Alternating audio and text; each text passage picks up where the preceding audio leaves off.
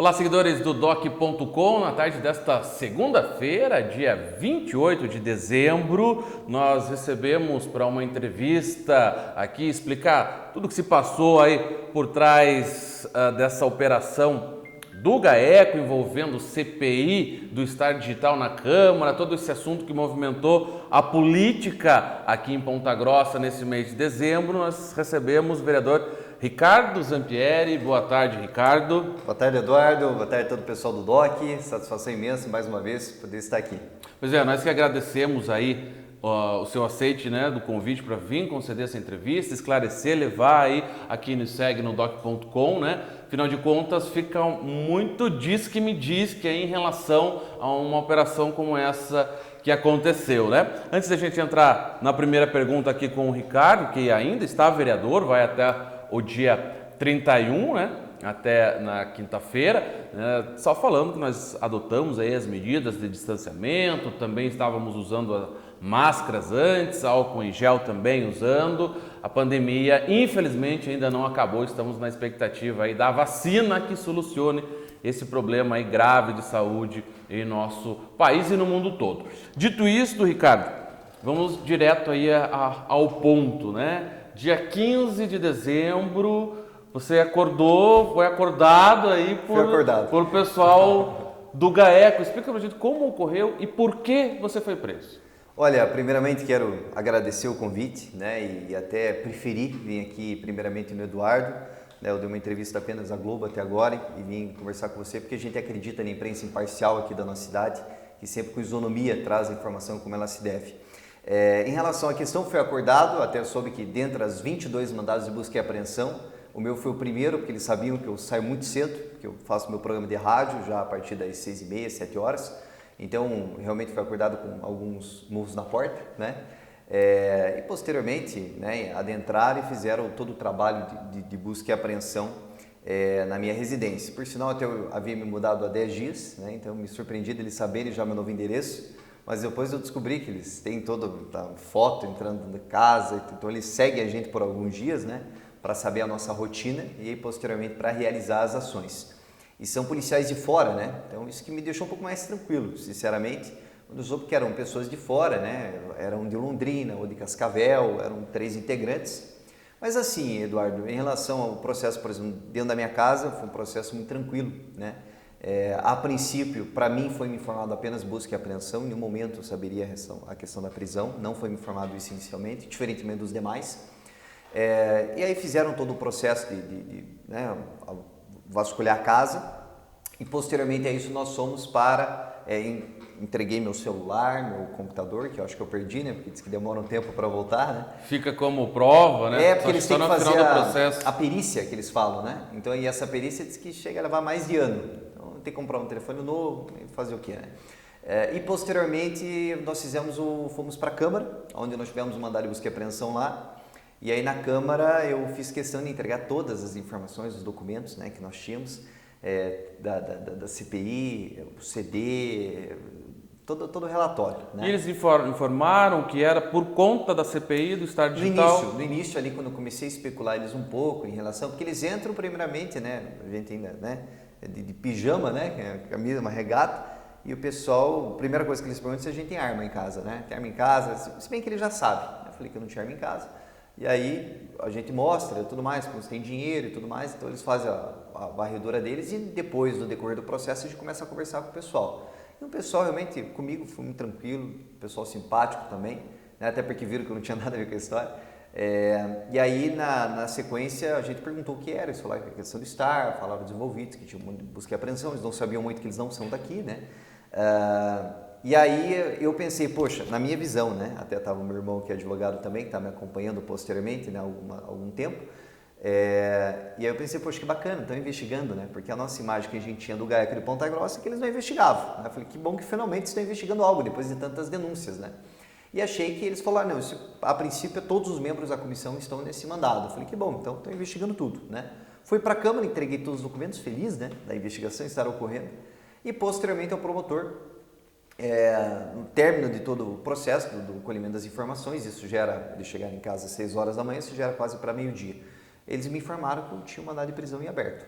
né? Isso, na verdade, o GAECO já tinha vazado para a imprensa, que a gente não tinha conhecimento, eu achei que era um boato, e posteriormente eles me confirmaram que era um mandado de prisão temporário, que é a respeito das investigações. Eu realmente fiquei muito surpreso, né? Realmente eu não tinha ciência por quê, mas também foram tranquilos, né? E conduziram até o carro, em nenhum momento, durante todo o processo, não conduziu uma algema nem nada assim, até porque não há necessidade. E até é interessante que depois que a gente saiu na Câmara e entrou no carro, o pessoal olhou para mim, os policiais, né? E falou, cara, eu não entendi, é você que denunciou a história e você que terminou preso.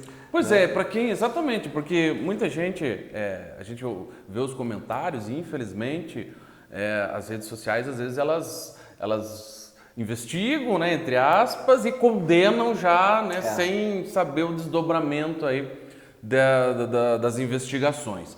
Mas foram, então, 4 empresários, né, mais o presidente... Prisão foi 3. Também teve o Barbeiro, né? Ah, desculpa.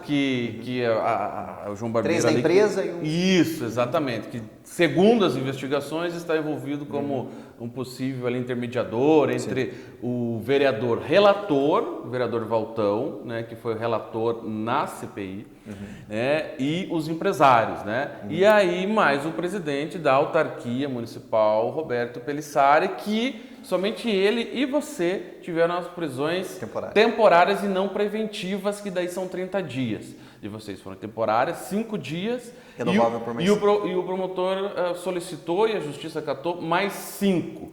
Né? E que aí acabou um dia antes aí desse prazo final, o próprio promotor reverteu essa decisão, né? Como você enxergou essa questão, né? Porque somente você e o Pelissari tiveram essa prisão, primeiro temporária e não preventiva, e depois foi revogado, né, antes do prazo.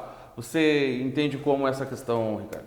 Tipo você, Eduardo, a gente que tem um mandato limpo, né, honesto, foram 4 anos, um trabalho forte. Se eu ficasse sentado na minha cadeira, quieto, como muitos, nada teria acontecido comigo, né? Quando eu fui abrir a CPI do Estado, eu lembro que chegaram para mim, me questionaram, falaram, olha, uma coisa é se envolver com você querer pegar político, outra coisa é você querer pegar e envolver judiciário também, é uma barra mais pesada. Tanto que os vereadores que denunciaram não tinham coragem de abrir e foram pedir para mim para abrir a CPI, porque é aquele papo que a gente fala que não tem rabo preso. E mesmo assim, o que ser, né, galo, eu falei, não, eu vou investigar, né? E aí, tá aí a resposta que eu tive, né, em relação a isso. Não devo nada e mesmo assim fui preso por 9 dias. Dentro desse processo, eu lembro quando eu estava lá, na conversa com os advogados, eles, com o pessoal, os outros conversando com advogados, sempre chegavam a mim e falavam da situação de cada um.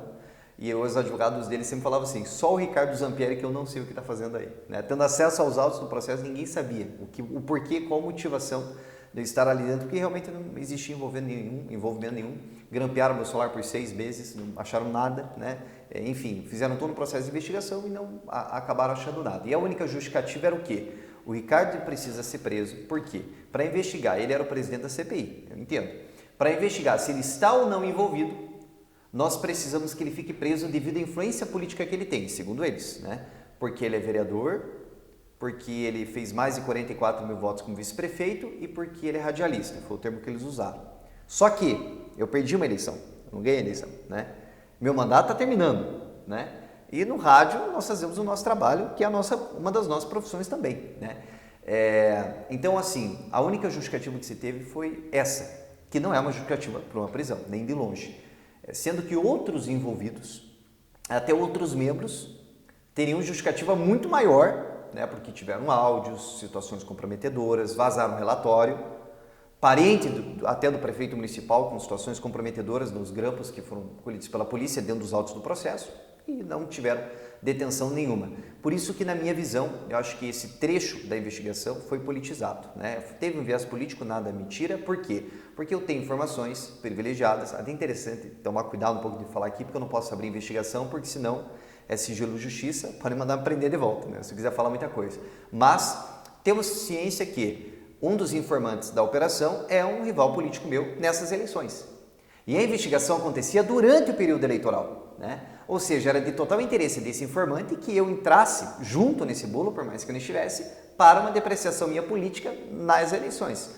O que para ele só não foi bem sucedido é que a operação felizmente não ocorreu durante o período eleitoral. Então, posteriormente a isso, nós tivemos a prisão decretada, temporária. A prorrogação da prisão também foi a mesma coisa, porque para você prorrogar uma prisão, você precisa de fundamentação. Então, qual que é o motivo da prorrogação da prisão? Cite provas. Quais você escolheu? E o promotor na justificativa escreveu: não há fundamentação técnica, não há provas contra o réu, no caso, Ricardo Zampieri. Mas, devido à influência política dele, ele precisa continuar preso. E a juíza acatou. E aí, continuei por mais 5 dias. Não é 4, né? Porque daí no penúltimo dia, eu ia sair na quinta-feira, que vencia os 10 dias. Eles podiam converter para preventiva se conseguissem provar mais coisas. Não só não converteram, como um dia antes o próprio promotor, num pedido nosso de revogação, reconheceu que, como não havia nenhuma prova, eu tinha que ser solto, né? Não só eu, como também o periçário, né? Porque realmente não existia nenhuma prova contra a situação toda envolvendo esse processo de investigação, que eu acho que tem que investigar. Existem suspeitas de coisa errada durante o processo, existe suspeita dentro do contrato, existe suspeita dentro do relatório, mas esse relatório é relacionado a uma situação, a um parlamentar, não o bolo todo. Pois para a gente também deixar claro aqui, né, estamos recebendo aqui o vereador Ricardo Zampieri explicando toda essa situação envolvendo a prisão, toda essa operação do GAECO, na Operação Saturno aqui em Ponta Grossa, no último dia 15 de dezembro. E o vereador Valtão, que inclusive num trecho que foi... o processo corre em segredo de justiça, mas muito desse processo já vazou na imprensa aí, tá só no nome mesmo, segredo de justiça, enfim. E em que ele teria confessado que recebeu 15 mil reais de gratificação, segundo ele, né, com a justiça entende como propina. Né? E por conta disso, a prisão preventiva, inclusive já tem uma comissão até processante na Câmara, acho que, né, enfim, está acabando o mandato, mas provavelmente deve ser cassado aí o vereador Valtão, pelo que a gente escuta, né, dos vereadores que vão julgar aí uma futura comissão processante. Mas para a gente entender a CPI, Ricardo, você, presidente, o relator, o Valtão, existiam mais 3 membros. Isso. O pastor Ezequiel, o sargento Guiarone e o Vinícius Camargo. Esses 3 tiveram apenas um mandato de busca e apreensão nos seus gabinetes, não sei se nas residências deles, nas residências e nos gabinetes. Existiu mais de um relator, aliás, mais de um relatório. O relator era o Valtão, que está preso. Existiu mais de um relatório dentro da CPI? Olha, Eduardo, dentro do processo de investigação que nós fizemos, nós iniciamos a CPI em março, abril, se não me engano, e realmente foi uma CPI pesada, porque nas oitivas a gente foi muito forte, né? Principalmente foi muito contundente em relação às oitivas, tanto com o dono da empresa, que o único momento que eu vi ele antes da prisão foi nas oitivas, nem sabia quem era ele, sabia só que era o marido de uma promotora que falava. Com relação a ele, a outros sócios da empresa, o Roberto Pelissari e fiscais da autarquia, né? E componentes da autarquia que fizeram o processo licitatório. E foram oitivas pesadas, né? O relatório nosso ele foi muito bem feito, na minha visão, ele foi muito bem fundamentado. Então nós ali colocamos que o contrato do STAR ele foi ganho por uma empresa que deu 50% de desconto e ganhou por 600 mil reais. Mas numa nova licitação de 2 milhões de reais, só a empresa ganhadora podia participar porque só ela tinha o código-fonte. Ou seja, nós atribuímos que a licitação poderia ter sido canalizada, certo? E é por isso que nós colocamos improbidade administrativa para o Roberto Pelissari. Não que ele estivesse envolvido, mas que ele é o presidente da autarquia, ele responde pela autarquia de trânsito na situação que foi do bolo todo. E um fiscal também que mostrou que não tinha total noção do que estava acontecendo na fiscalização do contrato, desídia de função, improbidade também. Apontamos que a empresa tinha um relatório de um atestado de capacidade técnica que foi dado de um parecer de uma empresa certificadora que o presidente da associação era o sócio da empresa. Apontamos isso também. Então, tudo que nós conseguimos achar, nós colocamos. Mas conforme falei para o delegado, nós não temos poder de mandar busca e apreensão, de prender gente para conseguir achar mais coisas. Tudo que nós conseguimos descobrir foi isso, né? Enfim, então o processo aconteceu. Só que, posteriormente a isso, nós tivemos a informação que nós, como presidente, a gente aponta a condução dos trabalhos e aponta, olha, eu quero isso aqui no relatório. Acho que isso aqui é importante, né? E o relator desenvolve, que no caso é o vereador Valtão, né? Posteriormente a todo esse trabalho que aconteceu desse processo, finalizou-se o relatório, nós tivemos a apresentação e tudo mais, e aí veio toda a investigação em torno disso.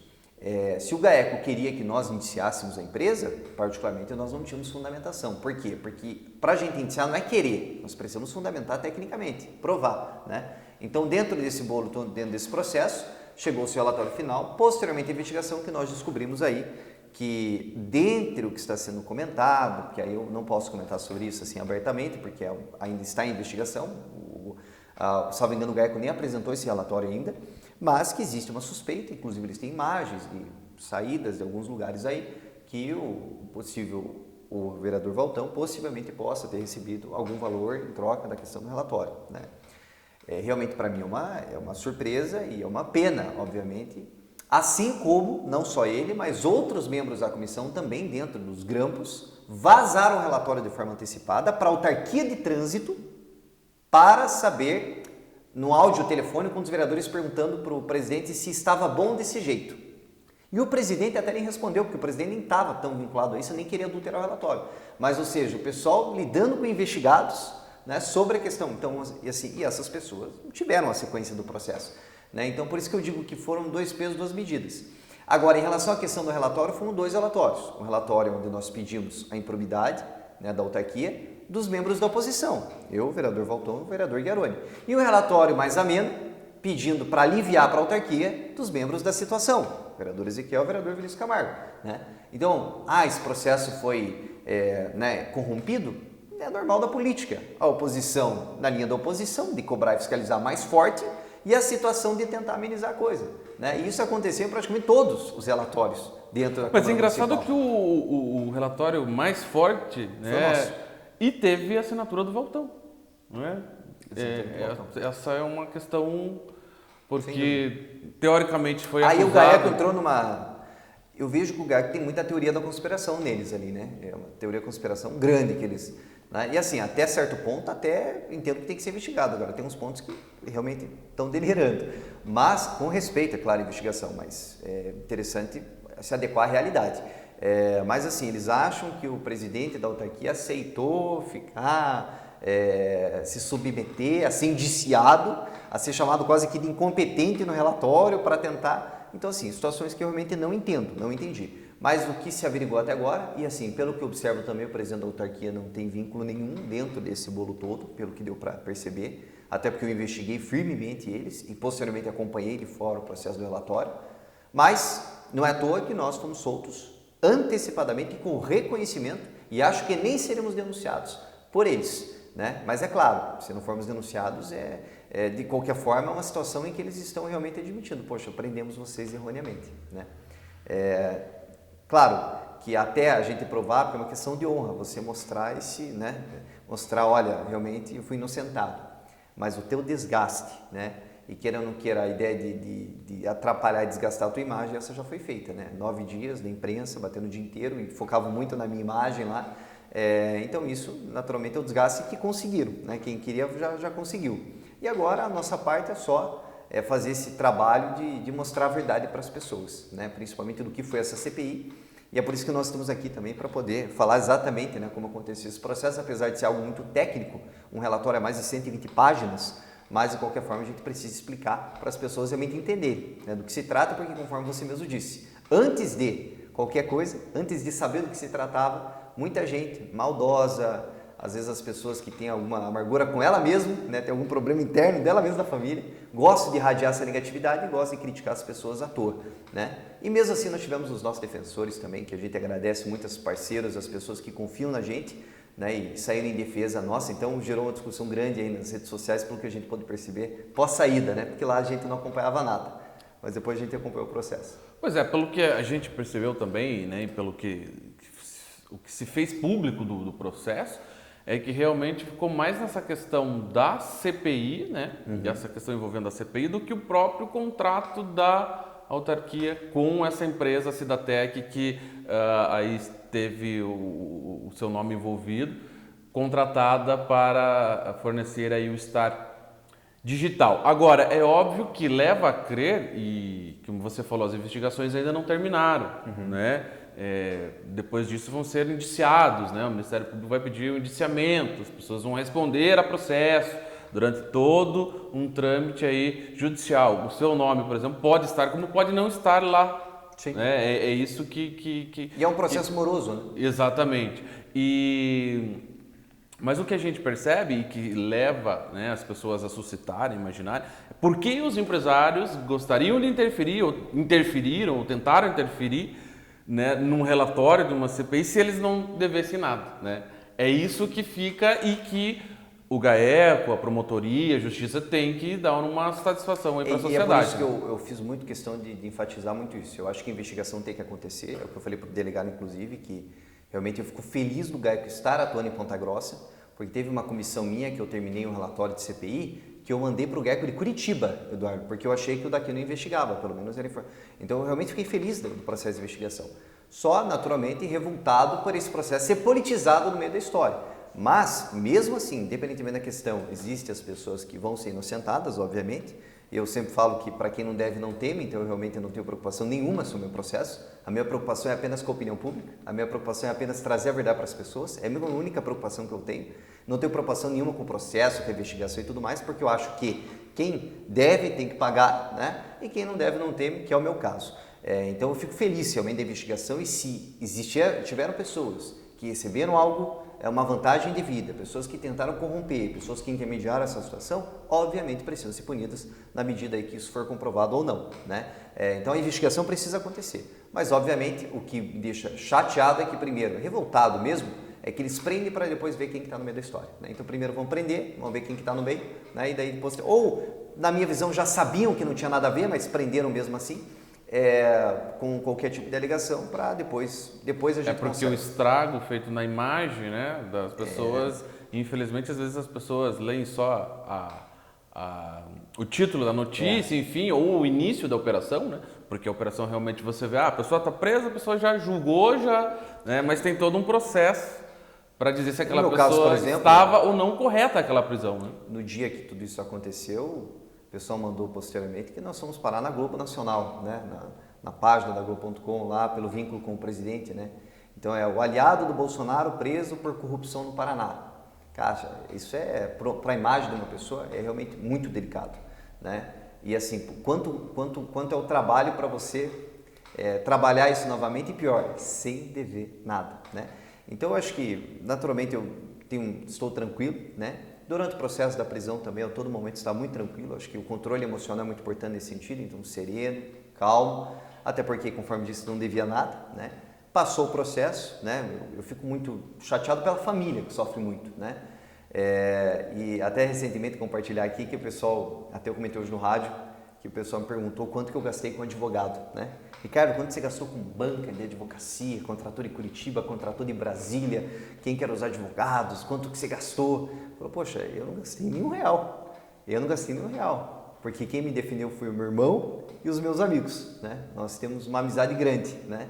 Então, o meu irmão Alisson Zampieri, o Dr. João Manuel Grotti, o qual você conhece, né? Um advogado aqui da cidade, como o Jorge Neto, que faz parte do seu escritório, é um amigo meu também, a amiga Edna, né? Então, são os 4 que me defenderam, por quê? Porque eu sabia que eu não precisava de nada extraordinário, porque era apenas falar a verdade, né? E fizeram uma grande defesa e não é à toa que eu saí antes do prazo, né? Então, acho que realmente consciência tranquila, agora eu vou descansar um pouco, né? E posteriormente, no ano que vem, não estou mais no mandato, é importante deixar claro isso, né? Mas eu acho que me sinto no dever de trazer explicações e contar a verdade para as pessoas referente a esse processo, não só pela injustiça, no meu caso, né? Dos demais agora vão ser averiguados, mas principalmente para também a população ter ciência do processo e a gente poder destacar para as pessoas também, e principalmente para os nossos eleitores, para os nossos amigos, a verdade referente a essa questão da investigação.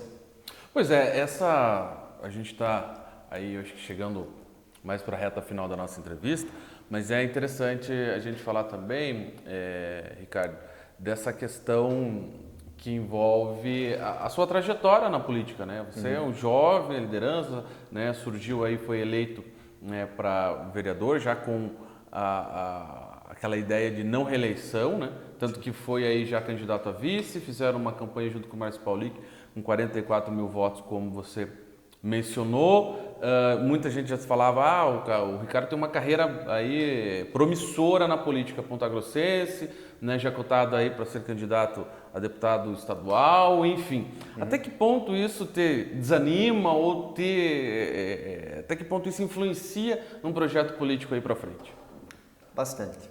Digo para você, confesso a você que muito, porque foram 4 anos que você abre mão da sua vida pessoal, abre mão da sua vida privada, porque eu não vivo da política, você sabe disso, eu tenho as minhas outras atividades, para você se dedicar às pessoas, né?